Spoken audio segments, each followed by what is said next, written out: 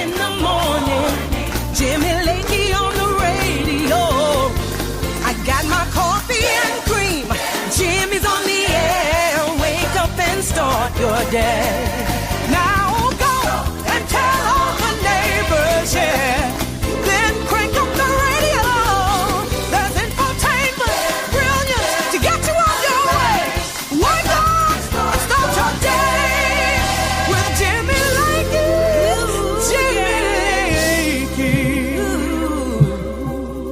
Hey, that's me, isn't it? Top of the morning, everybody. How's everybody doing today? The glorious day the Lord has made. Yesterday looked like Seattle here in Colorado. Today looks like Colorado here in Colorado. It's amazing in Colorado, and I didn't get this growing up in Texas, but once you hit Labor Day, man, there is a distinct shift in weather, and boom, we head off into fall. Producer Chad was out early this morning and said he saw snow on the mountaintops. Looks like the ski resort's going to be sparking up here real soon. Anyway, good to have all of you here. As you look that way, you can see the glorious snow caps on some of those mountains that have, they've returned. They melted off for the summer, but it's that season of the year. Anyway, good morning, everybody. It's a Wednesday morning, the 24th day of September, year of our Lord, 2025. Almost lost a year of my life there. Ladies and gentlemen, I just saw in the chat room that somebody said they got 7 inches of rain overnight. Listen, if you get 7 inches of rain in one night, that's epic, and you might want to think about building an ark and think about, do you have a boat handy just in case you're going to need it? I'm letting you know. Somebody just said, good morning from Missouri. Wet. I guess you got all the rain. Everybody's talking about the weather. You know, it's a bunch of old folks when we're talking about the weather. I tell you, the weather's really good out there. How's the weather out there? Good morning and all from Denver today. Dennis is in Denver today. Dennis, welcome into the program. Wherever you're out driving and moving about the country, we're always glad to have you there. Busy day at Denver International Airport, says Kevin. Good morning, Jimmy and Chad, from a busy day at DIA. By the way, Stacy says, good morning from Texas, the motherland. Got a couple of trips to Texas that are on the docket to go check in on some matters at hand. Got a trip to London coming up. Got a trip to Kigali. Oh, I can't wait to see all of you at the airport. It's exciting. Happy hump day. Good morning. Let's dive into it. Breaking news this morning. There's been a shooting at an ICE facility in Dallas. Probably about an hour and a half ago. Somebody, details are still sketchy a little bit, maybe from a sniper or distant position, started shooting at an ICE facility. There were 2 people that were hit at the ICE facility, and supposedly they were people that were getting checked in there for their repatriation to their home country. It was not ICE agents. That's the preliminary report. And then when the police approached the alleged shooter took his own life. It is a developing and very sensitive news story, but it once again shows that no matter where you fall on the issue of illegals or illegal aliens, the hyperbole and the hatred that comes from the American left is stirring up a lot of violence on the streets, and that's rather disgusting. Indeed it is. And I hope that the Democrats will one day realize that they're causing people to get killed. They're causing people to get hurt. Their rhetoric cannot be ignored. They're sending out the dog whistle for violence, and I think you're seeing that. So that's a breaking news story that an ICE facility has been attacked in Dallas. Looks like right off the Interstate 35. They kept showing traffic cameras. I was trying to position, kind of figure it out. I kind of recognize the area, but I've not lived in Dallas-Fort Worth for a couple of decades, but I still recognize the area a little bit. I said, I think that is in the I was thinking that's the kind of the 183. There's a lot of highways that come together. 183, Interstate 35 comes into there together, and it looked kind of like that Trinity River bottom area, very flat, and a lot of buildings popped up everywhere. I'm thinking that's where it was. And anyway, if you're in Dallas, let us know this morning what you're hearing. But it is very much scary that week after week you have Arena on the subway. You have Charlie Kirk. You got this ICE situation in in Dallas. Every week, we continue to see violence, and all of it can be traced back to policies of the modern-day Democrat Party. And you would think that maybe the Democrats would get their hearts right, their heads right, and stop the rhetoric, stop the hatred. But instead, this is the very week that Gavin Newsom says that he hates ICE agents and he wants to make sure they don't have to wear a mask. He says, why would you have to wear a mask? Well, Gavin, to protect themselves from you and your party and the assassins and the haters that you send out on the street on a regular basis. That's why these people need to wear a mask. Anyway, it is a breaking news story. Will be the story of the day. ICE facility attacked in Dallas. We know at least one person is dead. That is the shooter.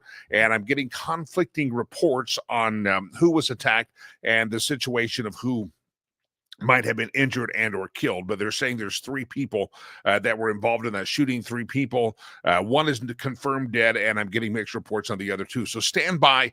We'll try to follow that story here. But is there any doubt that we're living in a violent world, and a lot of it is political violence because people don't like a certain department of the government or a policy of the government or a person that states a policy in the government, and therefore they have decided that it is open range and you can shoot these people, and that's what we're witnessing happening every day of our lives, and it's the modern day. I hate to say it, but it is.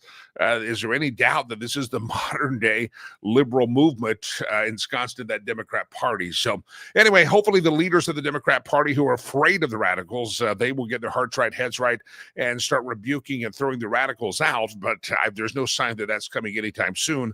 In fact, you have the people that are supposedly the mainstays and the backbone of that party that are siding with the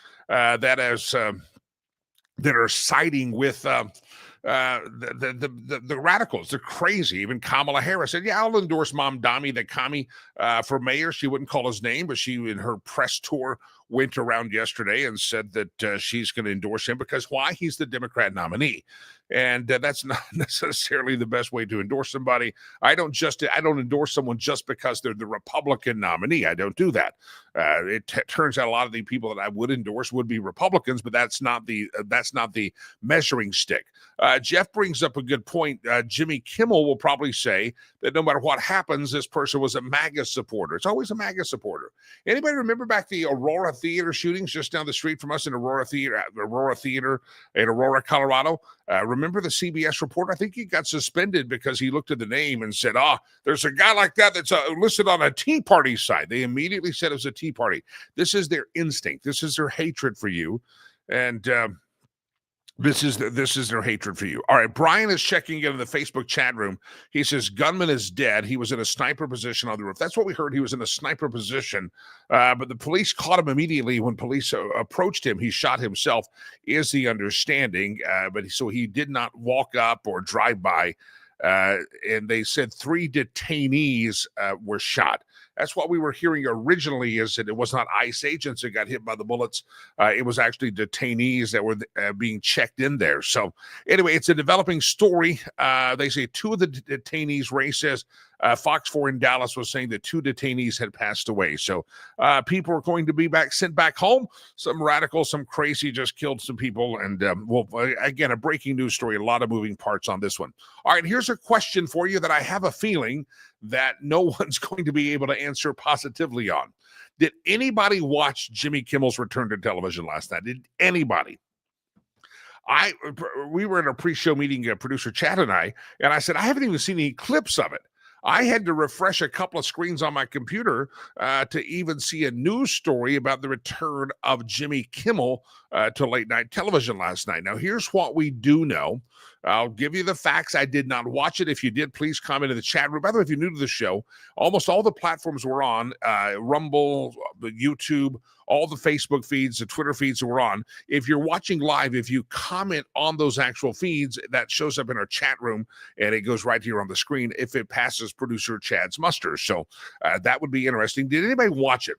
Let me just read this story to you. This is Fox News reporting. Jimmy Kimmel Live host Jimmy Kimmel is facing backlash from conservatives on social media after last night he attempted to clarify his remarks about the assassination of Turning Point USA founder Charlie Kirk.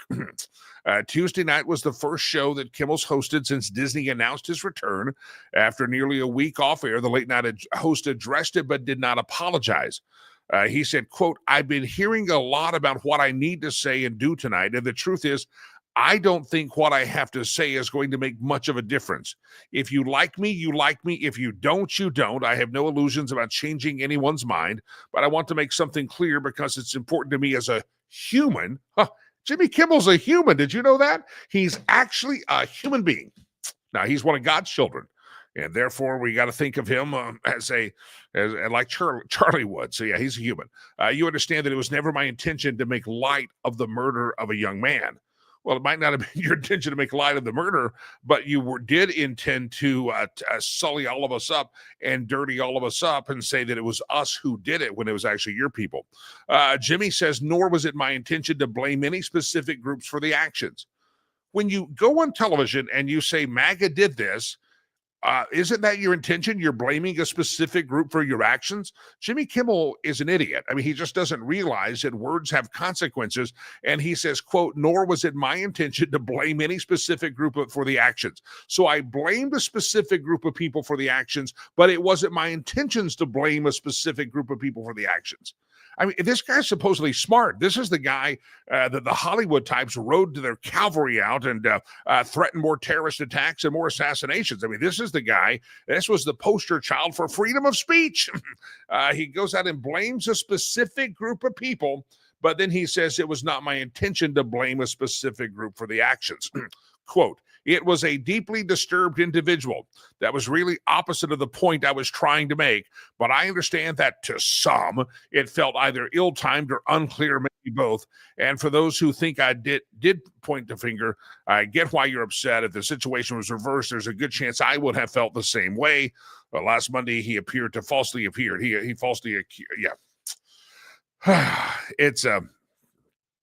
It's crazy. It is absolutely nuts that this guy goes back on television. By the way, not a lot of people got to see him because he's not on a lot of networks and a lot of places out there. A lot of folks did not see him. Portland did not see him. Seattle, St. Louis did not see him. Washington, D.C. did not see him. There's a heck of a lot of people that did not see the Jimmy Kimmel return. So did anybody watch that show last night? I didn't care. I don't care. The statements that I'm read are just dumb. I didn't mean to indict a whole group of people, and yet I indicted a whole group of people and blamed them for that. So anyway, if you watched it, let us know. Love to hear your firsthand reporting. I have a feeling if any of you were going to watch the Jimmy Kimmel show, last night was the night that you probably were going to watch it. Ray says from the YouTube platform, he says, "Jimmy Kimmel who? He cleans outhouses or porta toilets for the Park Service, right?" Well, he it's irrelevant. Jimmy Kimmel's irrelevant. Jimmy Kimmel knows he's irrelevant. Jimmy Kimmel got returned because ABC was they didn't want the legal battle. His contract's about up. They knew that there was actually network offices that were being shot at and being threatened. And they said, "We don't need the violence. We don't need the legal work. Let's just let this guy continue to drain out the final few months of his contract, and then we can be done with this loser." And I think that's absolutely right. Speaking of losers and winners, did anybody see Donald John Trump go to the United Nations yesterday? That was a winner. That was a guy that was not afraid of anybody. Some people maybe didn't like the direct speak, but I think it was a pretty darn good speech. And he was a little bit miffed. Did anybody see the escalator stop? As soon as Melania and Donald put their feet on it, it came to a sudden stop. And thank God, Donald said, because Melania's in good shape, she didn't fall down. If she would have been a frail old woman, she could have gotten hurt yesterday. And also the teleprompter stopped working. The Secret Service says they're investigating what happened to the escalator. You know why they're investigating it? Because the New York Times over the weekend said that UN staffers had said we should make it to where the escalator and the elevators don't work when Trump is here. So they're looking at it. And one of the reasons they take it very seriously is because I'm told that Secret Service has a plan for escape and for any kind of a contingency that they need to do. And they need to know there ain't nobody trying to sabotage an exit or a movement anyway. They just want to make sure of that. And they just didn't like that. So the Secret Service is looking into it. The United Nations says, no, somebody ran up the escalator too fast and it shut off the escalator right at the wrong moment. And I didn't know, if anybody have escalator knowledge? I'm not sure. I didn't know that was a safety feature, that if you got off the escalator too fast, it shut down in a safety mechanism. Never heard of that one, but it happened there. Give me your thoughts on Donald Trump at the United Nations. One of the things I haven't heard quoted a bunch is that he actually wanted to rebuild and remodel that facility, put a bid in many, many years ago, and he rubbed it in the face of the United Nations yesterday and said, hey, you guys are walking on terraza. If I would have done this, it would have been cheaper and you'd be walking on marble right now. Donald Trump wanted to give the United Nations marble, but he didn't. By the way, does anybody have a legitimate reason? Donald Trump laid out all the things they didn't do. He's ended 7 wars. He named it. And putting in perspective, he said, the fact that I had to do this myself shows the United Nations is worthless. What do they actually do or accomplish for the betterment of humanity anymore? Is there any purpose for the United Nations? Donald Trump said even when he was striking up these peace deals to end these crazy wars, some that have been going on 30 plus years, he said the United Nations never called and said, how can we help you, Mr. President? None of that. And so it really, now Trump did not go so far. I think he kind of likes the feeling that international influence of the New Yorker in him loves that. But is the United Nations serving any purpose that for the betterment of America?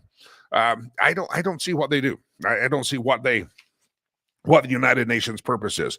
Ladies and gentlemen, it is National Punctuation Day.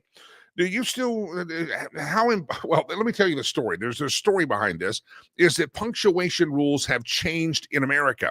Did you know this, punctuation rules? I got scolded a couple of years ago because I was still doing, because I learned the old typing class in high school, I was still doing the double space after the period, after the end of a sentence. I had someone that was proofreading some emails that I was sending out on behalf of our charity work. They said, stop putting the double space there. And I said, shut your mouth. And they did not like the double space. They said that's not necessary. That's from the days of typing. Now, I still don't understand why it is that if you type on a computer, you should not double space after the period or the question mark or the exclamation point. But if you're typing on a typewriter, then you actually should double space. I never understood why the rule changed, because it was back in the old typewriter days. Never got that one. But National Punctuation Day, if you're trying to rack your brain as to how to use certain punctuation, you're not alone. A lot of folks don't remember how to do it. In recent polls, Americans say they very often use periods. You know, we're texting all the time, right? Do you use periods? Now, I do if I type it in, or I actually voice text a lot, and I'll say, hello, chat, how are you, ? And I voice text that. Do you still use capital letters in your writing and in your typing? 64% say they do still use the capital letters. Less than 10% people say they rarely use periods or capitals, and so they don't use that. One punctuation form that no one seems to use anymore is a semicolon. If I were to sit all of you down in a classroom and tell you to use the proper use of a semicolon in a sentence, most people out there watching this program would not have that ability to do that. They wouldn't know how to do a semicolon. Dashes, people rarely use those. I like to use dashes. Colons are probably a little bit more popular than the semicolon. 13% say people use them very often. 54% say they rarely use the old semicolon or the colon, and 57% say they never use a semicolon. So if you're a good writer out there, there's some very rare forms of punctuation that can cause people to stumble, and they don't know what they are. Hyphens, dashes, colons, and semicolons are all things that very few people use on a regular basis. 71% of the people out there, Americans, claim to be good writers. 24% say they are very good. 18% say they're not very good writers. And 5% say they're not good at all. The number one type of writing in America people do is text messages. Emails are second, followed by work documents, journal entries, nonfiction essays, poetry, songs, fiction, including short stories and novels. So, all right, there's your punctuation day. We should start screening our chats here that come in and see how many people are actually using punctuation in the chats. And just a quick glance at it, I see a question mark. I see a period. I don't see anyone using a semicolon. I see no semicolons in there. So someone type a prolific statement, whether you're on the Facebook feeds, all the Facebooks that we're on, the YouTubes, if you're on the Twitter, please give us a punctuation and try to use that semicolon and see if you can incorporate that. Rich says, my kids thought I was yelling at them when I sent a text with a period at the end. Yeah, they're not used to the punctuation. I purposely voice text in my punctuation. Speaking of colon, I need to empty mine. Be right back. Oh, look, Scott has not only given us too much information, Scott has used a semicolon and he's used a dash in his sentence. So Scott is showing that he is pretty much on the verge of Pulitzer writing, except he's talking about very crass topics. All right, everybody use semicolons in your conversation this morning. Glad to have you. All right, I see him in the green room a little bit earlier than it's on my schedule, but that's all right. We're trained professionals. I'd love to talk to him a little bit early because I think it's going to be a great conversation with our first guest of the morning. By the way, if you're watching this live, glad to have you, but don't forget thousands of earballs by the end of the day will not just watch it live, they will go to the podcast platforms and they will download the program, the Lakey Unleashed. So look for it. So whether you're on Spotify, Apple Podcast, Podbean, you get iHeartRadio, whatever app you're on, you can just look for Lakey Unleashed, Jimmy Lakey Unleashed. And again, thousands of earballs will hear this interview that's about to happen. And it's a pleasure to bring these great interviews to you. Seamus Bruner is the director of the research at the Government Accountability Institute. He's got a new book out, and I love the name, Controligarchs. Controligarchs, exposing the billionaire class' secret deals and the globalist plot to dominate your life. Seamus Bruner comes onto the stage here on the Lakey Unleashed Streamcast. Seamus, welcome in, sir. Jimmy, pleasure to be with you this morning. Glad to have you, sir. Let me ask you, you wrote a book, Punctuation. It's National Punctuation Day. When you were writing, did you have to say, okay, is this the proper use of a semicolon ever? I mean, did you have to kind of go back through your schooling to figure out, I probably should learn how to use that punctuation mark better? It's funny. I loved your conversation there a minute ago about the punctuation. No, I didn't have to go back to school. I've always been a pretty decent writer. My mother was a grammar Nazi, so she taught me well. And lots of editors here. I will say, though, I love the M dashes or the dashes in a sentence when you're writing on complex topics like Bill Gates and all of his investments and the things he's up to.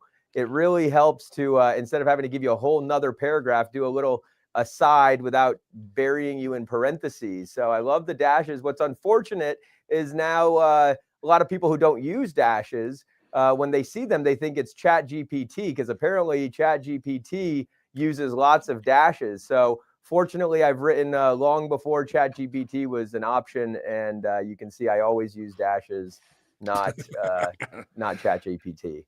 All right, Seamus Bruner is my guest. We'll talk about his new book here in just a moment. Seamus, you wrote this book called Controligarchs, and I think Controligarchs is more explanatory and obvious in what the left has been trying to say. The oligarchs, we're afraid of the oligarchs. Let's dive into this thing. The left has been trying to make oligarchs their enemy.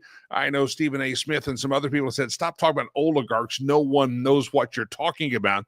But controligarchs, there's a word. Talk about your use of that word, making up that word, and let's just kind of get into the top level of the book and who you're talking about. Yeah, so it was sort of a placeholder name that I used, when I proposed the topic 2 years before the full investigation was done and the book was published. But I just kept coming back to this word control. That's what they want to do. They want to control you, and they have a variety of ways of doing it.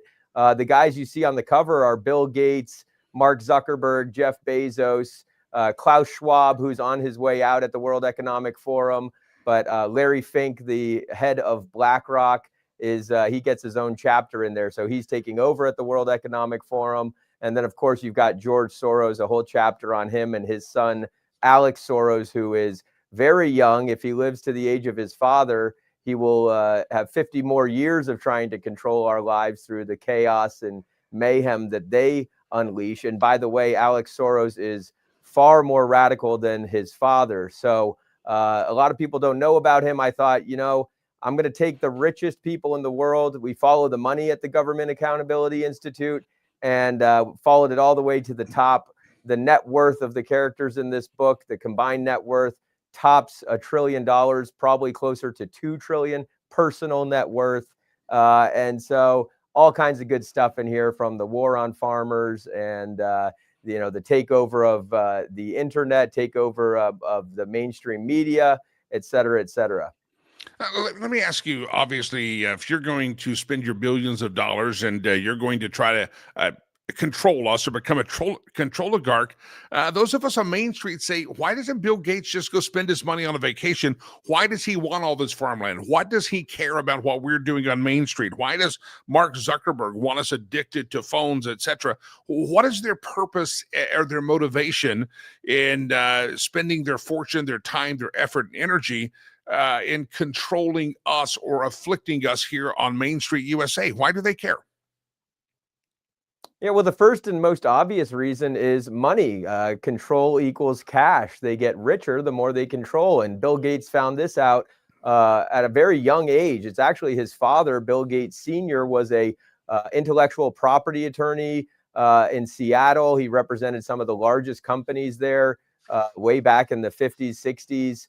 And so young Bill Gates learned very early that controlling the intellectual property equals money. That's how Microsoft got so big, through licensing deals and things that are, a little too complicated to talk about on this show. But what became clear in the Microsoft antitrust trials, and that's trying to control the market, is when Microsoft had this strategy. Bill Gates had a strategy that he called embrace, extend, extinguish, in which he would eliminate his competitors. And so the embrace phase is where Microsoft enters a specific software industry. For example, the internet browser industry. They create Internet Explorer. They extend their reach. They put that application on every single computer. And then they extinguish their competition, which at the time was Netscape, by making the regulations and such harder for Netscape to compete in that industry. Well, I noticed that that's exactly what he's doing in the farmland industry. First, he embraces the standards of the time. Oh, nothing to see here. I'm just Bill Gates buying up hundreds of thousands of acres of farmland. That's also the extend phase. He starts investing in fertilizer companies, in fake meat companies, alternative proteins. He calls them, like the Beyond Meat, Impossible Meat. And then in the extinguish phase, where he wants to put all of the traditional generational owned family farms out of business, he lobbies for regulations that will make it harder and harder for them to compete. So this is all the climate change stuff. This is the methane regulations. This is the fertilizer restrictions. And so that his patented, and that's the key to all of this, the meats are patented, the seeds are patented. You think to yourself, what do you mean they're patenting seeds and meat? I mean, they develop them in a lab, and they say no one else can sell this patented protein chain. And so it's kind of crazy. I mean, it feels a little Orwellian. It's the same thing with the fertilizers. They patent the new fertilizers so that you can't use your traditional open source fertilizers that have worked for decades. You have to use the new climate friendly ones. So that's a little bit of a download on that. The voice you're hearing, if you're listening later on the podcast audio version, it's Seamus Bruner, and he's written a book called Control Oligarchs, Exposing the Billionaire Class. We'll tell you how to get a copy of that book. Seamus, okay, they buy the farms up, they get us addicted to their tech, but there's some investigation now happening in Washington about where are all these Antifa protesters and domestic, I would call them terrorist groups, where are they getting their funding? A lot of times people point back to people like George Soros. Other than buying farmlands and getting us addicted to technology, maybe being political activists out there, are there some more nefarious interests that these billionaires or control oligarchs are funding and or have that maybe are damaging property and people and killing people on the streets? Absolutely. I mean, whether it's the open borders or the opening the prisons, the soft on crime policies, the soft on crime Soros prosecutors, chaos equals control. It's kind of like, I mean, the term is anarcho-tyranny, where on the one hand, Main Street is experiencing a form of anarchy where you don't even want to ride public transit if you live in some cities, or even go out at night. Yeah. That's the anarchy side of things. The tyranny side is you'll get cracked down on, for not not using the right punctuation marks.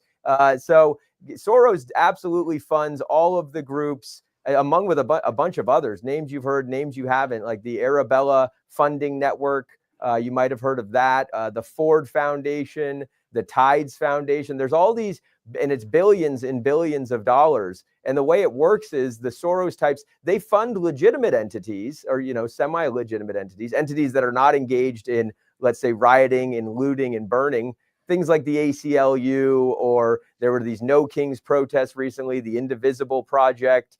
They fund the ones that are not engaged in obvious illegal activity, but then those organizations make grants, and it titrates and trickles down until you get into the hands of these radical activists, these anarchists who are fomenting unrest. And aside from Soros, we've actually uncovered foreign networks, CCP-backed individuals like Neville Roy Singham, who's currently under investigation by the U.S. Attorney in D.C., Judge Janine Pirro, the Oversight Committee Chairman James Comer, and Representative Anna Paulina Luna just this past week sent a letter to the Treasury Department recommending that they seize or freeze Neville Roy Singham's assets because he is funding this unrest, whether it's the BLM in 2020 riots or more recently the anti-ICE riots and a bunch of other things like this Armed Queers of Salt Lake City that, to be clear, has no evidence of connection to the Kirk assassination. They're certainly close to it, but no evidence that they're connected to the assassination. And with that being said, they are radical Marxists whose goal is to overthrow the United States. They went down for a Neville Roy Singham training in Cuba. So all kinds of money, all of it anti-American. All right. So you lay out the problem, and you don't just lay it out with speculation. In the book called Controligarchs, you actually you look at the financial filings. You have the documents. You have the receipts, they say.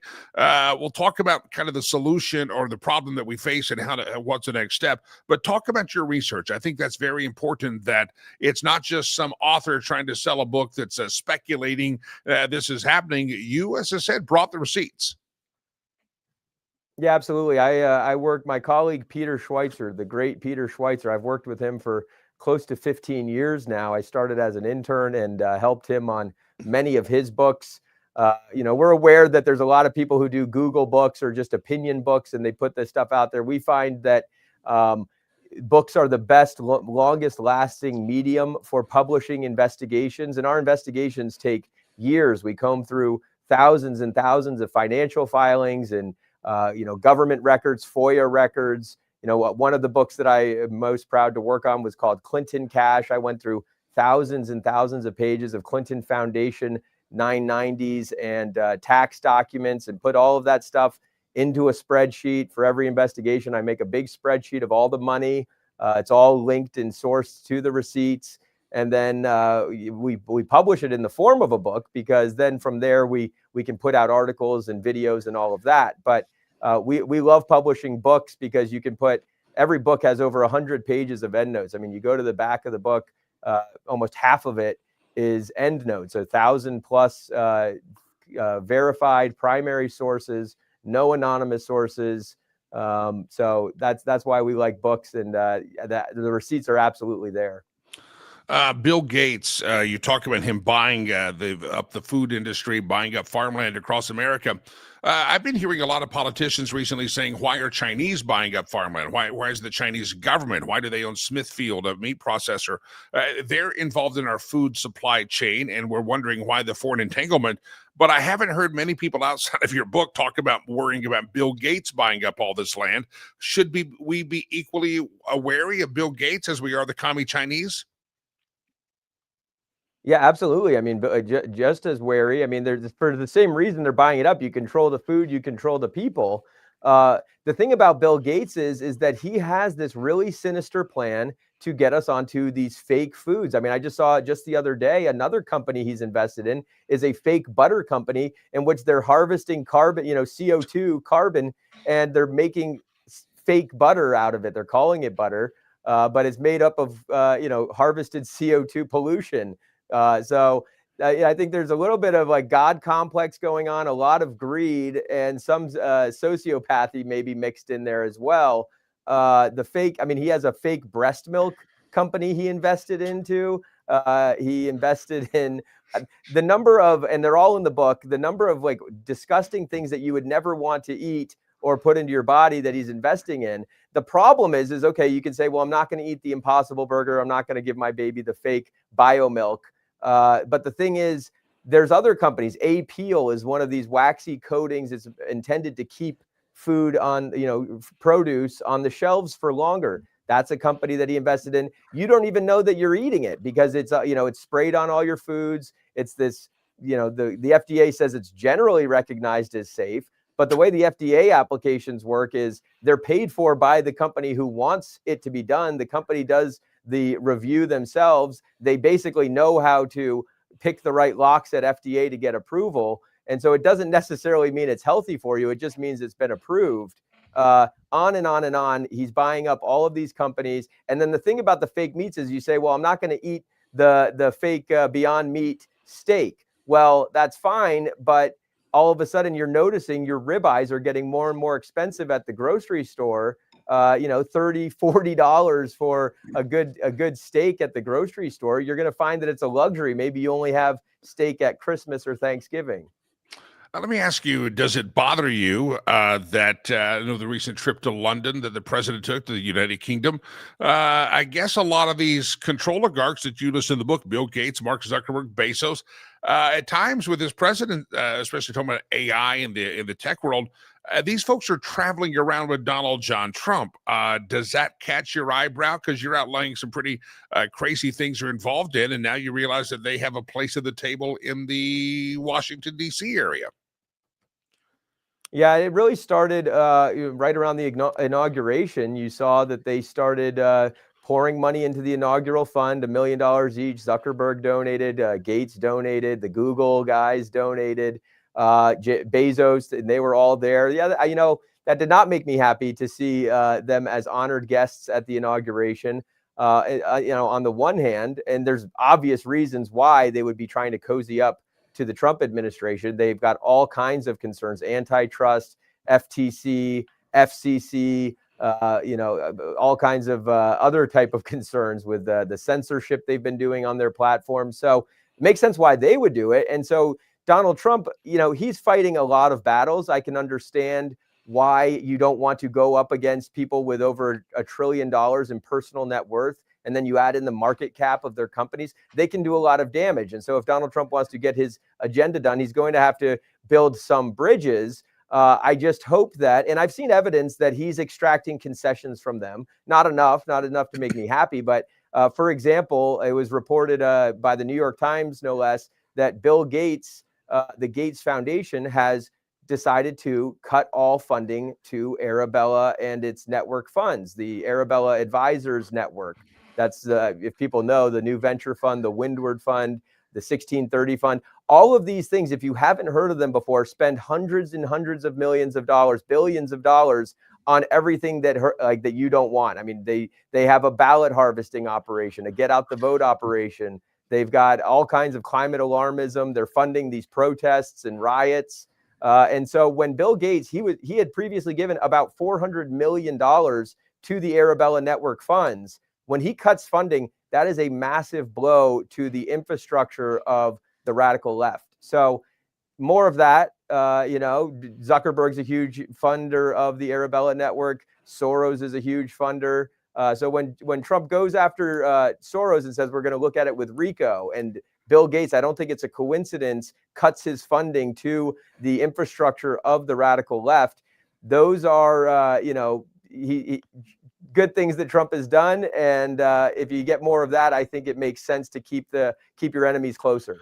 I heard the news story yesterday that talked about this with the producer Chad yesterday, that YouTube came out and said they're going to stop some of the censorship they were doing under Joe Biden about pharmaceuticals, Dr. Fauci, the COVID, et cetera. They're going to knock off that censorship. But from what I'm hearing from you and for the quick look I've taken at the book, that's nice. That's window dressing. That's a great headline, but it's not what they're censoring on YouTube that's really going to affect us long term. It's the stuff they're doing behind the scenes. So that's window dressing. Maybe, hey, look over here. Look how good we are, because behind the curtain, we're not real good at all.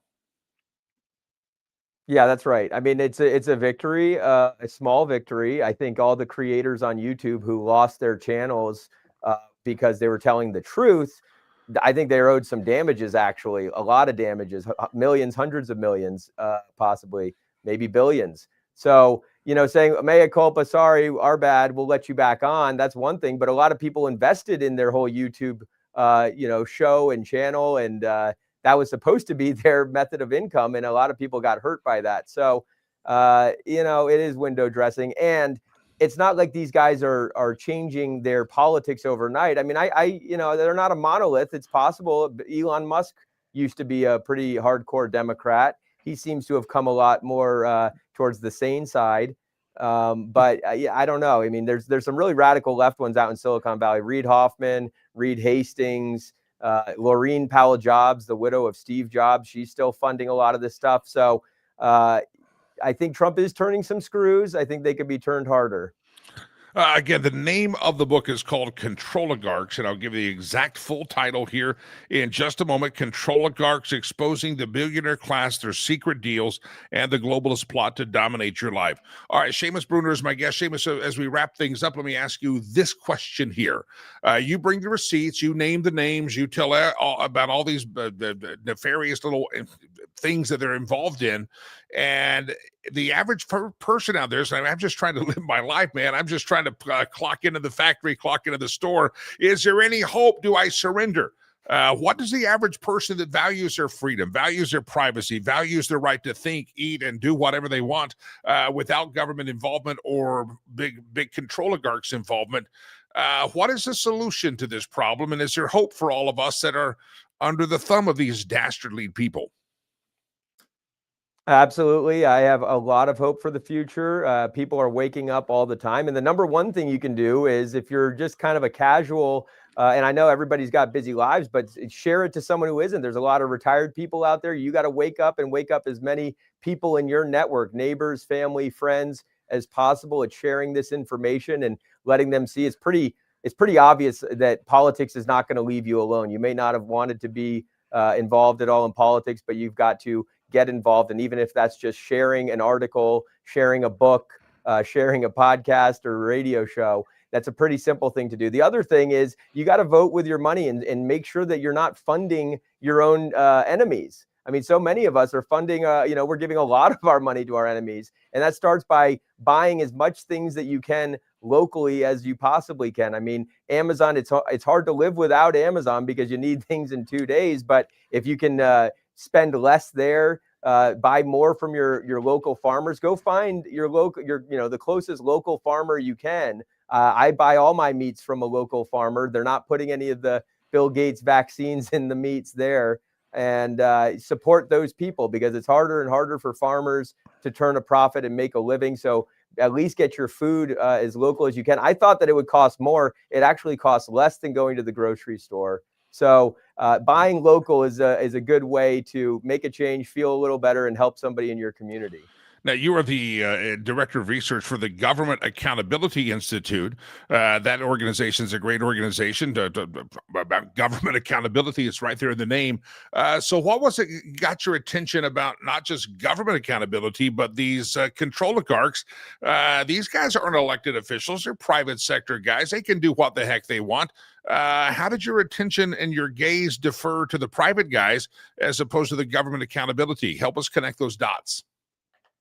That's a great question. I mean, our motto here, our mantra is follow the money. So we've been following the money for 15 years, exposing Clintons, Bidens, and everyone else. And, we did a big Mitch McConnell investigation with Elaine Chao. And so we basically have exposed all of the income streams and the business models of the political class.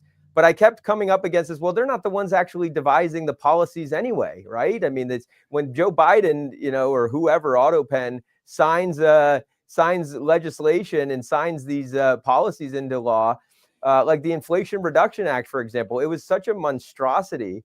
And if you kind of just take a small peek behind the curtain, you see that, Bill Gates was behind the Inflation Reduction Act. Bloomberg News reported that it would not have passed if he hadn't been pushing it through, personally lobbying Joe Manchin and working with Chuck Schumer to get it done. And you look in the Inflation Reduction Act, hundreds of billions of dollars, trillions over the Biden administration in handouts to companies like the ones Bill Gates owns. So Yeah. he's behind something like that. When you see Representative Alexandria Ocasio-Cortez, AOC, talking about cow farts and methane emissions, she didn't just dream this stuff up. That comes from a white paper from Bill and Melinda Gates Foundation funded entity that says we need to put the farmers out of business. Let's say that the methane's bad for the planet, and then you have AOC. So the politicians are kind of just puppets. I think we all feel that at this point, most of them anyway.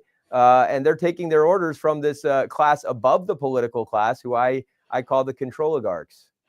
You will know the truth, and the truth will make you free. And this is how the government operates. We've often said all these politicians probably should be NASCAR drivers and have patches on their suit coats.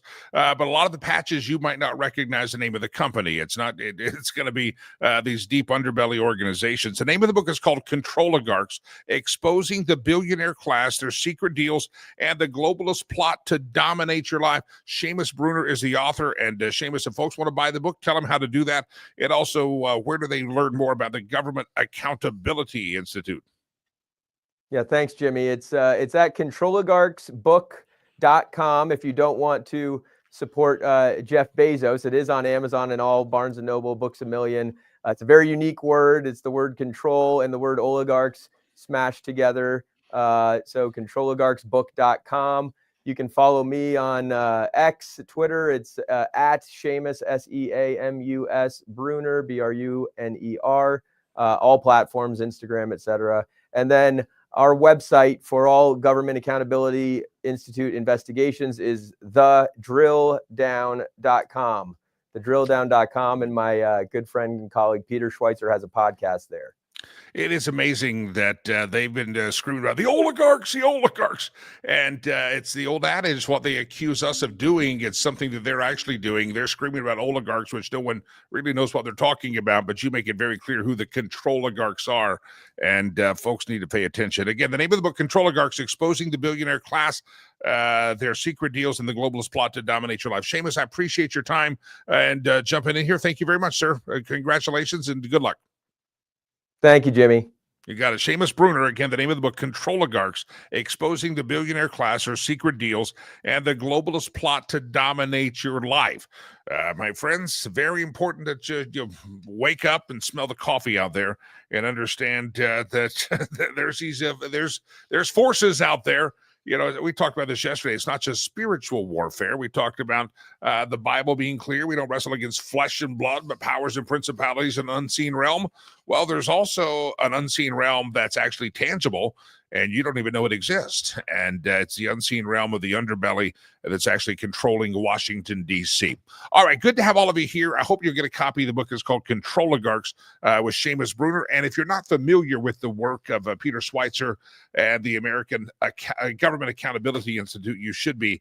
They do great work. And, of course, Peter Schweitzer has broken some of the biggest political stories, investigative stories of our day, and Seamus was a part of that as well. So check it out, Control Oligarchs, Seamus Bruner, and the work that they do at the Government Accountability Institute is phenomenal, and I think you will enjoy it. And Schweitzer's got a podcast over there as well.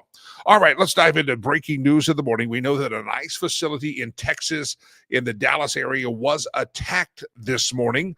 The story is really still developing. I've got a couple of different gunman opens fire during a Dallas ICE detainee transfer, has wounded multiple people, the headline has now said. We know that it's been, I think, pretty much corroborated that the shooter himself was in a prone sniper position a distance away, and so he took the pot shot, and it was during an ICE detainee transfer. And the original story is that no ICE officers were injured during the shooting, according to DHS, but who was injured were the detainees at the ICE transfer facility. So it is a breaking story, but it doesn't matter who gets shot or who gets wounded.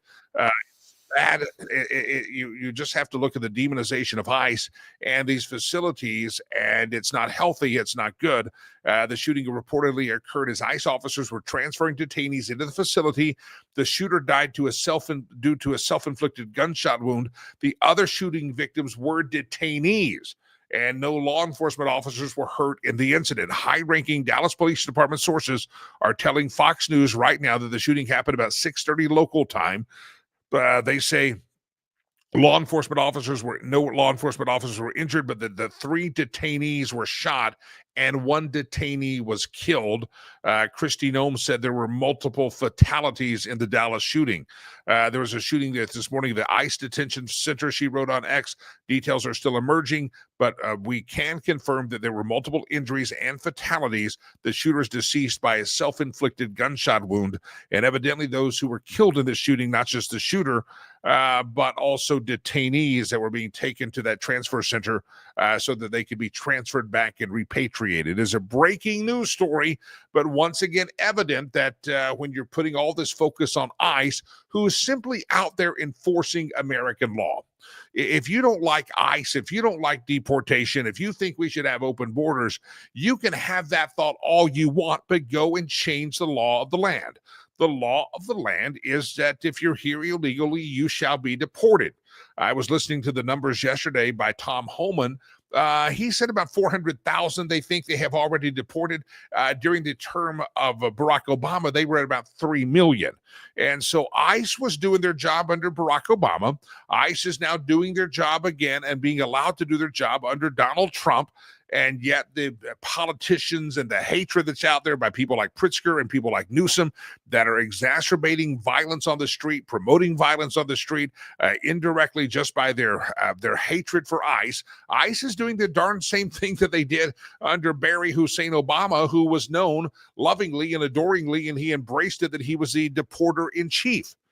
And yet ICE and ICE facilities are now targets of these shooters. And you can't tell me that there's no correlation between the hype and the hyperbole and the hatred that they show for ICE, that these shootings keep happening. And this is the second time. Remember, around the 4th of July, there were a bunch of youngsters out there, young college kids, Antifa age, that in Alvarado, Texas, attacked some ICE agents and shot some things up, and that they were also inspired by hatred of ICE. And so those of you leftists out there, if you don't like ICE, if you don't like deportations, and you don't like what Donald Trump's doing, well, if you were silent during Barry Hussein Obama's deportation in chief reign, then first of all, you have no moral or intellectual credibility. And second of all, go change the laws of the land. The laws of the land say you can't be here illegally. And if you are here illegally, there's going to be a price to pay, and it's called deportation. Adios, amigo. Get the heck out of our country unless you're going to come here properly. All right, Jimmy Kimmel. I have not yet found anybody who watched it. And I'm going to be interesting to see. Last night, it's probably going to be crappy ratings, but it's probably going to be the best ratings he's had in a while, as there are probably some looky-loos that wanted to see what a disaster that guy was. And he's back on claiming a victory lap. And yet there is no victory, because most of the nation's not going to see you or hear you ever again. Now, how long will Nexstar and Sinclair hold out of their ban and boycott of Jimmy Kimmel? I see no reason that either one of them would need to air it, especially if they're seeing that Celebrity Family Feud is giving them better ratings. And if you're going to be able to sell more local advertising during that time slot, because you don't have that guy Jimmy Kimmel filling the slot, then more power to him. I would keep preempting the show, and I hope Nexstar and I hope that Sinclair continue to preempt the show. But the bottom line is, what's fascinating is those of us that are consumers of information, and we're consuming, and I set my DVR, say, okay, something's happening. I record all the shows. I fast forward. Who are the guests tonight? Do I want to watch this when I delete them? If I don't, we're consumers of information and want the material out there to make sure we have it at our fingertips. It never crossed my mind yesterday to tell my television to record Jimmy Kimmel. I didn't care what Jimmy Kimmel had to say. He's irrelevant to me, and I think he's irrelevant to most of America. And the only reason he's getting talked about is because it was a big return last night. But again, I haven't seen anything of anybody having actually watched it. There's a couple of news reports, but that's it. He's an irrelevant fella anymore. All right, it's National Punctuation Day. Evidently, I missed the graphic that producer Chad had put up about the importance of a comma. If you don't, you got to use your punctuation correct. Let's eat grandma, or let's eat grandma. See, punctuation can save lives, and some of you need to start using it more properly. And it's National Punctuation Day. It is it is a good thing to do punctuation. Also, there's a new study out there. I haven't had time to unpack this to you, but people are actually saying they did a survey, and in doing the survey, you know what they found out? That people carry their phones or cell phones in a very strange location. Let me give the details of this, and it could be a conversation starter today at the lunch table if you're there. Random new poll, 57% of people say they carry their phone in their right front pocket. Right front pocket, right-handed, right in there. 19% say they keep it in their left pocket. And 5% claim they carry it in their drawers, their underwear. No joke. 5% of Americans claim that they keep their phone in their underwear. Here's the full story. Big difference between now and 30 years ago. Everyone has a phone on them pretty much all the time, but where is it? In a random new poll, 57% of people say they carry their phone in their right front pocket. 19% keep it in their left front pocket. 12% carry it in a bag or a purse, or if you're a man, you've got the merce going on. But 7% say they keep it in their back pocket, which I don't recommend because you can crack the screen, or if you're slipping your pants off, it could fall. That's just letting you know that. 5% claim they carry it in their underwear. Now, when I heard this, being the investigator that I am, I needed to know more. Where do you put your phone in the underwear? Well, evidently, it's not going from what we can tell by our vast and expansive research that we did, about 5 minutes worth. People aren't storing it like in the crotch of their underwear. No, it's the band of their underwear, the waistband, if you will, or the strap of your brassiere. Women's clothing, they say, doesn't always get the same size pockets that men's clothing does. And as cell phones are bigger, they can't fit them in their women's clothing pocket. And if they don't want to carry a purse or just around the house or going up and down the stairs, they don't have their purse with them all the time. They don't have big enough pockets. Maybe you should get bigger pockets, especially if you're wearing it at home. Maybe it's not a fashion statement. You're at home. So they put it in their waistband area of their underwear or in their bra. Now, I will tell you, I told you the story before on the program. Had a grandparent came to visit several years ago, and had driven in, elderly person, very pushing 90 at the time, but she's very independent, but they were very upset. They thought they left their cell phone at the last place they got gas. Couldn't find it. I said, Grandma, we'll take you tomorrow. We'll get you a new cell phone, and you'll be safe because I don't want you driving back without your cell phone. So Grandma's all set to go, and I hear her screaming from the guest room where Grandma was staying. I hear screaming, I found it. And all day long, while Grandma had been looking everywhere, we had been under the seats of cars, in the purse, in the cracks, in the crevices, in the trunk, in the suit, everywhere we went. Grandma, as she was getting undressed for bed, discovered her phone had fallen out of her brassiere, and evidently it had slipped right down in there. And about a week later, I told you I was doing fill-in on KLIF in Dallas, and it was Thanksgiving night. Somehow I got the call to do the fill-in, and I was at my own studios. I was not in Dallas, but I was doing this studio. And I said, what am I going to talk about? The Dallas Cowboys have just finished a football game. People are having pumpkin pie, pecan pie. It's Thanksgiving night. No one's listening to talk radio. And then I told Grandma storing the phone in her brassiere and finding it after 8 hours of searching. It took 8 hours for her to realize that her phone was between her boobs or somewhere there. And the phones lit up, and we did not have a dull night that entire night of radio. So anyway, 5% of people admit to carrying their phone in their underpants or their underwear, and be very careful. And it makes me never want to borrow any of your phones again. Can I borrow your phone? I'm not going to borrow your phone because for all I know, you've had that phone in your drawers. That's not good. All right, what else do we have in the news? Trump went to the United Nations yesterday. I thought that was fantastic. Ray wants to know the question. I think this is part of our research, Ray. If you're putting the phone in your underwear, do you keep the phone on vibrate? Well, evidently Grandma had her phone on silence, or she had she didn't know. We dialed the phone. We called the phone. We tried to make it. Yeah, that's a good question, Ray. Do they keep it on vibrate? Asking for a friend. Ray's asking for how the best way to do this. All right, what else do we have in the news here? We got the Trump goes to the United Nations. I think it's going to be very interesting to see. I think it's going to be interesting to see what the Secret Service finds out. If there were some nefarious pranksters at the United Nations yesterday that shut off the escalator at the right moment. Is that a big deal? Probably not a big deal. That maybe trying to humiliate, maybe trying to make Melania fall down, but there's just no way that your first step on the escalator, it just automatically shuts down. And the explanation that they're giving is that someone exited the elevator too much at the top.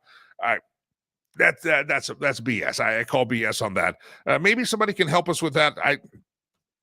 I've never heard of that as a safety mechanism. But overall, I thought what President Trump did at the United Nations was what the world needed to hear. And I think he exposed something very, very good. And I think it's the same thing that Seamus Bruner was kind of talking about on a different level. Seamus says, don't support these brands that are run by the communist Chinese. Don't support these brands or these initiatives that are from these control oligarchs out there. And President Trump, in front of all the world, said, Europe, it's in your backyard. We have an ocean to protect us. Why are you buying Russian oil and yet complaining that the Russians won't leave Ukraine? You are funding Putin's war machine. And I think that's a great point that he made. And I just like to see President Trump stand up there and provide some clarity of leadership, and also just to clarify that the United Nations is a worthless organization, that when President Trump, within a couple of months, is solving 7 wars, the United Nations was not doing no effort at all to solve those wars. The battle that was going on around the border of the Congo, the DRC, and Rwanda, I was at that border just January. I was there on January the 1st, January 2nd of this past year. It's a dangerous little area there. That war did not engulf the whole country, but there's a lot of stuff, a lot of mercenaries coming in from all over the world to fight that little cross-battle border area, and you didn't want to go to the Congo, but the United Nations was doing absolutely nothing to solve that problem. Did you hear about the United Nations ever trying to solve the problem between Zelensky and Putin? No. The United Nations is a worthless organization, and President Trump, I thought in his own way, stood up there and said, listen, you can't even get a working teleprompter or a working escalator, and yet here you are not solving world problems. What you good for? What are you good for? I thought it was a great time of leadership, and it's so great to see our president get up there and make no apologies. It's so great to see our president get up there and not say, oh, we all have to lower our climate or carbon footprint. No, he called it out as a scam and said, hey, if we had been listening to the special councils of the United Nations, if they were going to be right, we would have been underwater or burned alive 10, 20 years ago. But that's not the case, because it's all been a big hoax. And he said, you're destroying your country. And I thought it was a great speech, and I thought the American leadership was there. And, President Trump does use the phrase I a lot. I did this and I did that. But that's his personality. That's just who he is. But overall, the message, I have to give the guy an A+, and I have to say it was ballsy. And I thought it was a very good day for America. And hopefully the world pays attention. Let me give you one more quick story that you might not have heard in the news out there. Anybody remember the name Peter Strzok? He was one of the nefarious agents that was promoting the Russian hoax and really trying to bring down the first term of President Trump. The FBI terminated Peter Strzok's employment in 2018 after a review of thousands of his texts with his bureau lawyer friend, Lisa Page. He was having an affair with her, showed a bias against then presidential nominee Donald Trump back in 2018. Well, the U.S. District Judge Amy Berman, he had filed a suit and said, I was dismissed from the FBI inappropriately, and I get my job back. And U.S. District Judge Amy Berman Jackson ruled that Strzok and his team failed to prove how his rights were violated in his dismissal, but emphasized she's not ruling on whether the firing was the right course of action. She says the sole question to be determined here is whether the FBI's imposition of the sanction of termination comported with the Constitution.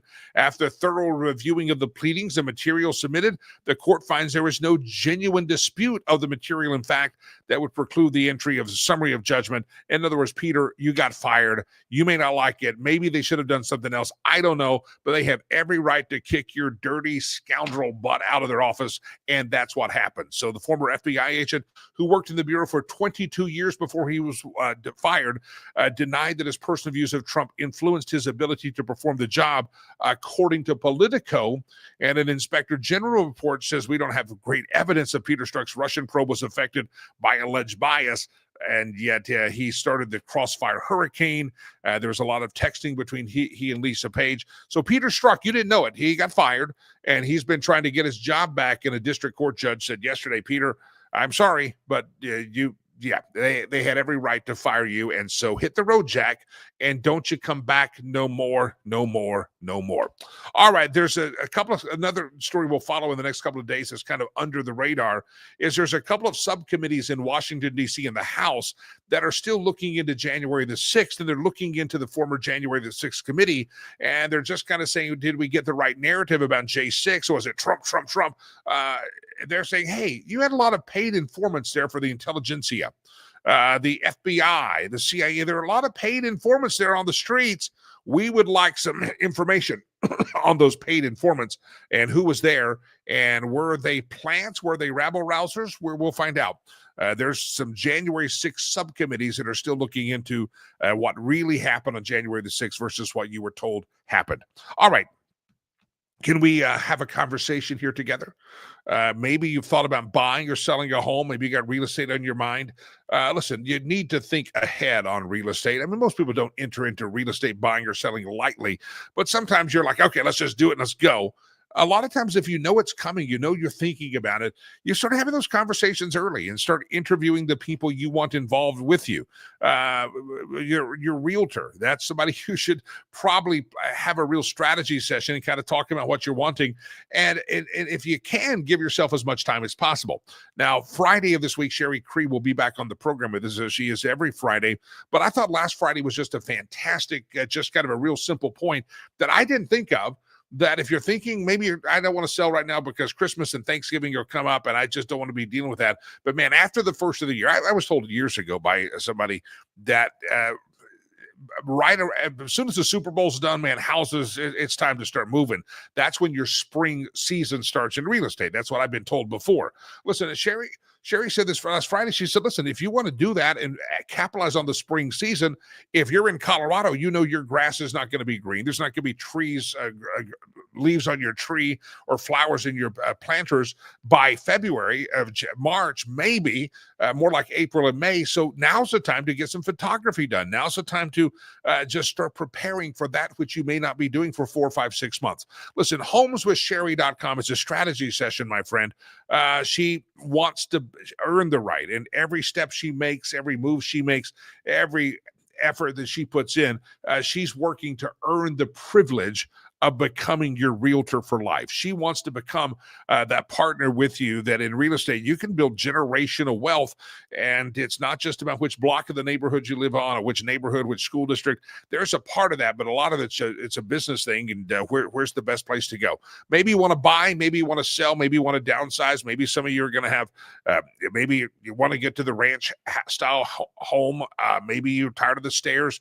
Maybe you want to expand. Maybe you got some kids. Maybe you got a little toy collection, a car collection. You need more garage space. Maybe you need acreage. Whatever you need, listen, homeswithsherry.com, homeswithsherry.com. Pick up the phone, go to the website and give her a call, and you can plan ahead. I told you the story before. I thought it was the best story, just thinking about it. Somebody called her one time. They had a conversation, had a little cup of coffee, and Sherry said, I think, telling me what you know, I think I would wait. But let me know. I'd be happy to help you. But she gave them his advice and said, if you do this, this, and this and wait, it's going to be better because you're not in that huge of a hurry. Thank you. They shook hands, went on a merry way. Sherry said, well, I guess they chose another realtor. They were interviewing realtors. She got a call a year later and said, hey, remember us? Yeah. How'd your sale go? Oh, no, we didn't sell. We listened to your advice, and it's now time. You were the only person that gave us that advice and said, hold your horses. Everybody else was looking for the quick sale. You weren't. You wanted to give us advice on how to make this a better business move for us. And a year later, they called her up out of the nowhere and said, we're ready to list, and that they did business together. homeswithsherry.com, homeswithsherry.com. if you have that conversation, if you're in Parker, if you're in Broomfield, in the Colorado area, if you're in Fort Collins, Fort Lupton, if you're in Longmont, if you're in Boulder, if you're in Aurora, you get the idea. If you're anywhere on that I-25 metro corridor, I would suggest you call Sherry. And by the way, if she thinks there's somebody else that could better serve you, or an area that may know more about an area or something, she'll give you a free referral. It's not a problem. But homeswithsherry.com, homeswithsherry.com. Some of you ready to buy, some of you ready to sell, some of you just have questions and not sure what you're ready to do. homeswithsherry.com. All right, we're going to do the meme roulette, the stolen meme section of the show. Before I do, I made you a promise yesterday. We're going to start doing that tomorrow. We've gone through our list of Rivers Promise, and always we have organizations do sponsorship programs. Sometimes people's sponsorships lapse, and we try to get these hold of the sponsors, update your credit card, it's expired, and some people just get busy and some people just don't. And so it happens. It's kind of a revolving door. You don't always keep a donor or a sponsor forever. For the most part, we have people that intend to sponsor forever, but unfortunately they don't. So it is part of what we do, and we just overcome that and continue to take care of kids. Anyway, I've got a couple of kids, not as many as I thought, that are probably in the process of losing a sponsor, and I'm going to present them to you starting tomorrow and ask you to say, hey, you know what, I'll pick up where someone else left off. Now, they're still in school. We want to keep them in school. We have a lot of kids in our school that are not sponsored. We have classroom space, so we put them in there, and because no need for a teacher that's already being paid to teach to an empty desk, and so then we just have to cover food and uniform that kid and health insurance as well. So we take care of a lot of kids that don't have a direct sponsor, but I'm going to give you some opportunity to. Some of these kids are you'll meet them. There's 2 or 3 I want to present to you, and we want to present these kids to you and see if anybody wants to pick up. So start praying about that and say, okay, if any of these kids tickle your fancy, tickle your heart, you feel that little nudging in your gut, whether you directly sponsor them and say, Jimmy, I'll cover a month this year, $65, and keep these kids in school. By the way, fantastic story. We had a person at our golf tournament that we had a lot of sponsorships come up at our golf tournament for our kids. And one family sponsored 3. A lady, a single mom, has a college-age son, a college-age daughter, and she has a middle schooler. So she's got 3 kids, 2 boys, 1 girl. And she said, Jimmy, I'm sponsoring 3 of them. I want 2 boys and 1 girl for each of my kids. So the same demographic or gender breakdown as her own children. And I want 3. And so producer Chad and I were going through, producer Chad and I personally had just uploaded about 30 kids to our new kindergarten class onto our Rivers Promise website. Producer Chad and I worked together on that. And we said, okay, I got to pick a girl for these people that want a girl. We got the 2 boys picked. And there was a girl, no joke, her name was Kamikaze. I think it was Kamikaze Ann or something like that. It sounded like it could be a movie made about this person, Kamikaze Ann or Kamikaze Sarah or something. Anyway, I messaged my friend that sponsored the 3. I said, you're getting a girl named Kamikaze, because as a man, I know if your nickname is Kamikaze, we better take quick action to get you all the sponsorship you need, or it could end very poorly for all of us. So anyway, there's some very unique names, but I'm pleased to report, and now somebody's going to take this out of context and say they sponsored Kamikaze on that program. Kamikaze was the little girl's name from Rwanda that is a kindergartner at Legacy Christian Academy. And I'm going over there in several weeks, a couple of months from now, and I can't wait to meet Kamikaze. I look forward to it. I really do. All right, riverspromise.org, riverspromise.com will present you these kids are about to lose their sponsorship tomorrow, and maybe you want to sponsor them until they graduate. We sent money yesterday to send 2 kids to trade school. A guy named Michael has been sponsoring a girl named Kevin for a long time. And Kevin said, I want to go to trade school. She started school late. Sometimes graduation is they graduate, but they still got to have a trade. They're not going to university. And so we just sent Kevin off to trade school. I sent the money yesterday. This is my 3rd child that I sponsor over there. I think I've sent all of my kids to trade school. And I'm sending sending them off to trade school tomorrow. I sent money as well yesterday. So anyway, riverspromise.com, riverspromise.org. And whether it's a cute kindergartner or somebody needs to go to trade school that's 15, 16 and ready to learn a trade and get on with their adult living, they can do that. We help them do that. Rivers Promise at Legacy Christian Academy. Go donate and see if you can find a girl named Kamikaze that's not sponsored. All right, let's do this. Let's do the meme roulette part of the show, in which we just kind of steal me. We just steal them. We just absolutely steal them, and we're not ashamed of it. Round and round the globe we go, where we steal the memes from. No one knows. Here's a leftist dilemma. How do you take your Tylenol while you're masking alone in your car? Do you see there's this new trend since Donald Trump said, hey, the same way you don't eat sushi maybe when you're pregnant, you might want to not take acetaminophen. Tylenol's the brand name of it. People were actually standing in front of mirrors with their pregnant bellies, taking Tylenol just to spite Donald Trump. And I'm like, these people are real sick. They really are sickos. That again, just a piece of advice. There's certain things you should do as a pregnant. Don't drink alcohol. It's frowned upon. If Donald Trump said that, you'd have a bunch of pregnant women chugging the booze. Just because they're idiots and they have so much hate for Donald Trump, they're willing to put the children in their belly at risk. But you know what? If they find out that child's at risk, they'll just head down to the abortion clinic anyway. Life is not valuable to these people. Round and around the globe we go, where we steal the memes from. No one knows. There's Nancy Pelosi coming out of the hallowed halls of Congress. Hey, sell the Tylenol stock. Sell it now. Sell. Sell it. Yeah. Yeah, a little insider trading there. I wonder how early she got the memo about the Tylenol. Round and around the globe we go, where we steal the memes from. No one knows. Oh, this is small print, and I have a small screen. Hang on, I can't see it. I got to blow it up.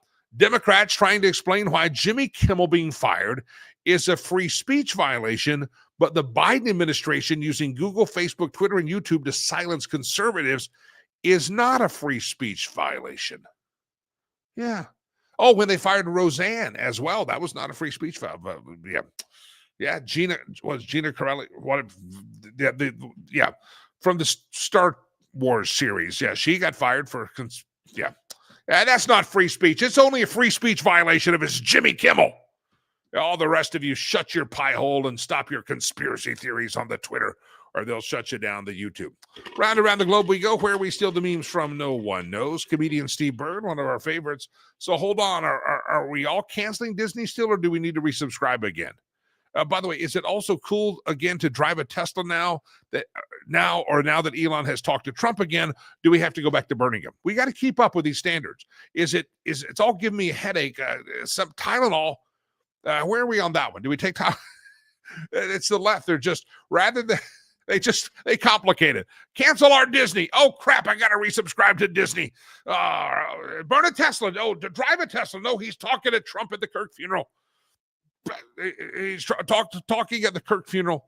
Gosh, I don't know. The leftists, if they didn't have double standards and confusion, they wouldn't have any standards at all. Round around the globe we go, where we steal the memes from. No one knows. I love it when people say your camera takes us great pictures.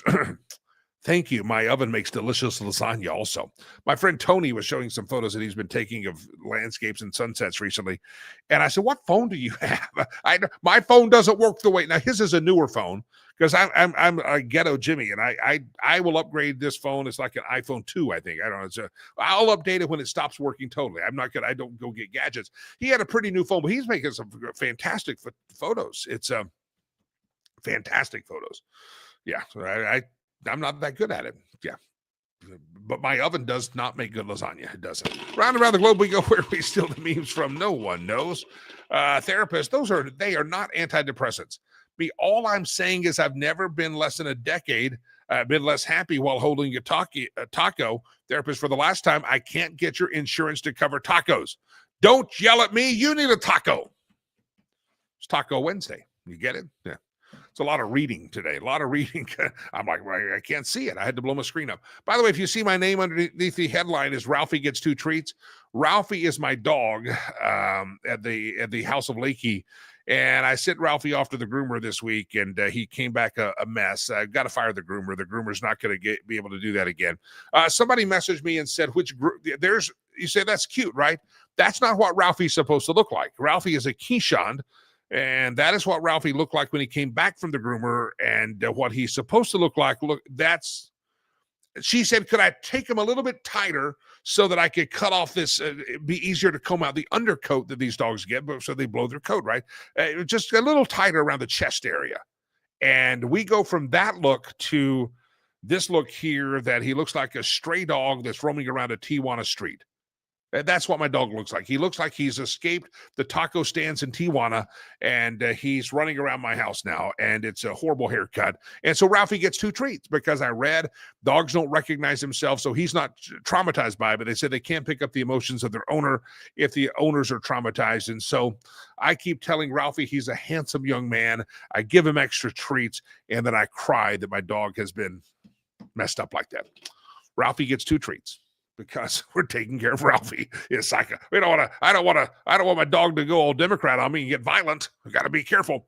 Round around the globe we go, where we steal the memes from, no one knows. My advice is eat more food from the ocean. The guy's got the pig. Swim, you fat bastard. Bacon. I want some bacon. That's what I'd like to have. Round around the globe we go, where we steal the memes from, no one knows. Ladies and gentlemen, we have milked the meme machine dry, which means we need to wrap it up. Ray says on YouTube, getting in some of the last word on the wires, Dems don't view it as free speech violation. It's misinformation to them when dealing with conservatives. Yeah, see, they shut us off the YouTube. They're spreading misinformation. Haircuts like that are usually followed by very mad. No, he was not very mad at all. He is not. He gets compressed hair because he likes to sit, but we always trim his little backside pretty tight because he sits on it. He's got a lot of hair. Yeah, he was not a very matted dog. He goes to the groomer every several weeks, and this one's, I would just make it easier. RJ says, gross to carry your phone in your underwear. I wouldn't want it anywhere near my face after it has been in my underwear. Okay. No, it's not. That's a great comment, RJ. A great comment. I'm just thinking about, if it's your underwear, I don't know what you got in your underwear that's new. Yeah. Anyway, I'm just kind of playing this whole thing. And I don't keep my phone in the underwear waistband. I think that's kind of wrong. You shouldn't do that. Yeah. All right. Sorry. I was just kind of doing compare. Well, if it's in my underwear waistband, I might put it near my phone, but I would hate to let you know, hey, you want to make a call? Talk to grandma. I'd hate to do that, but yeah. All right. Anyway, at this point, it's time to wrap it up because we're talking about underwear phone storage. And at that point, you know,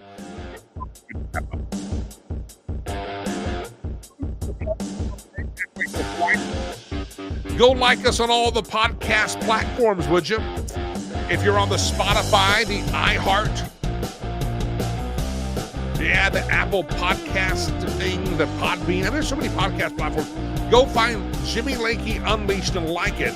And also, while you're at it, I've been promising this. Something's coming up on the Critical Mission podcast resumes. That's coming up here very soon as well. Ladies and gentlemen, I am Jaime Lagos. Jimmy Lakey is my name. I'll see you tomorrow morning. In the meantime, if you want to follow me on Facebook, facebook.com/Jimmy Lakey fan page. If you want to follow me on the Twitter, it's just my name, Jimmy Lakey. Use the hashtag Lakey, hashtag Lakey Unleashed. I'm even on the Instagram. That's right, just my name. I think everything's just my name except Facebook. Then you got to spell out Jimmy Lakey fan page. Until we meet again, may God bless you. May God bless America. I am Jimmy Lakey, and I mean this. Peace. I'm out of it.